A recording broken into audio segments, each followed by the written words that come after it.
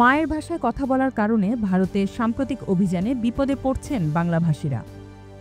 গত ৪ মাসে ৩টি রাজ্যে প্রায় ৯,০০০ বাংলাভাষীকে আটক করে অস্থায়ী বন্দিশালায় রাখা হয়েছে।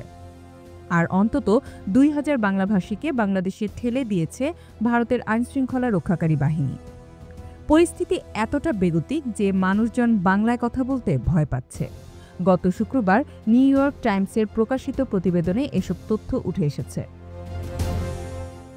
গত ২২ এপ্রিল কাশ্মীরের সন্ত্রাসী হামলার পর অভিবাসন বিরোধী অভিযান শুরু হয়। এটি মুসলিমদের বিরুদ্ধে ভয় ছড়ানোর হাতিয়ারে পরিণত করেছে ভারত সরকার। বিশেষ করে লক্ষ্যবস্তু হয়ে উঠেছে বাংলায় কথা বলা মানুষজন। এ হামলার পর থেকে বিজেপি নেতৃত্বাধীন ভারতীয় রাজ্যগুলোতে কয়েক হাজার রোহিঙ্গা বা বাংলাদেশি মুসলমানকে আটক করা হয়েছে। বাংলাদেশ এবং ভারতের পশ্চিমবঙ্গ ও ত্রিপুরার সরকারি বাংলা ভাষা। বাংলাদেশ এবং ভারতের পশ্চিমবঙ্গ ও ত্রিপুরার সরকারি ভাষা বাংলা।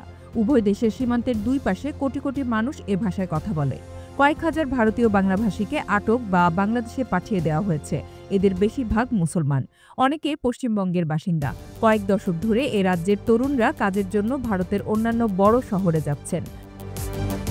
ভারতের বিভিন্ন রাজ্যে বাংলাভাষী মানুষের ঘনবসতিপূর্ণ এলাকাগুলোতে অভিযান চালানো হচ্ছে।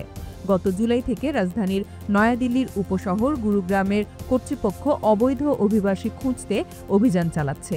স্থানীয় গণমাধ্যমের খবর অনুযায়ী গুরুগ্রাম পুলিশ কয়েকশো মানুষকে আটক করেছে।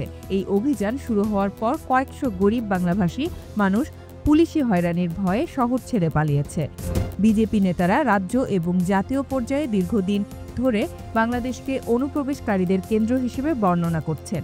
আসামের মুখ্যমন্ত্রী হিমন্ত বিশ্ব শর্মা জুলাইয়ে এক্সে জনসংখ্যার এক উদ্বেগজনক পরিবর্তন সম্পর্কে সতর্ক করেন। তিনি বলেন, তার রাজ্য সীমান্ত পেরিয়ে মুসলিম অনুপ্রবেশের বিরুদ্ধে প্রতিরোধ গড়ে তুলছে।